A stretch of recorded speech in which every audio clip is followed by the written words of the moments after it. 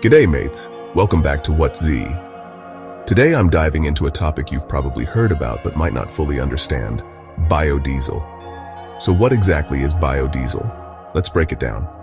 First off, biodiesel is a type of renewable fuel. It's made from natural sources like vegetable oils, animal fats, or even recycled cooking grease. Unlike traditional diesel, which is derived from crude oil, biodiesel can be produced from these organic materials. So why should you care about biodiesel? Well, for starters, it's way better for the environment. When you burn biodiesel, it produces significantly less carbon dioxide and other harmful emissions compared to fossil fuels. This means cleaner air and a healthier planet for all of us. Now you might be wondering, how is biodiesel made? The process is called transesterification. Basically, it involves mixing the fat or oil with an alcohol, usually methanol, and a catalyst, like sodium hydroxide. This chemical reaction separates the glycerin from the oil, leaving behind biodiesel and a byproduct called glycerol. The biodiesel is then purified and ready to use. One of the coolest things about biodiesel is that it can be used in any diesel engine without major modifications.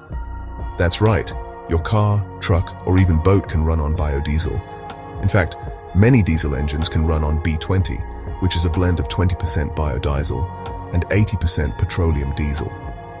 But let's talk about the challenges. Biodiesel does have a few drawbacks.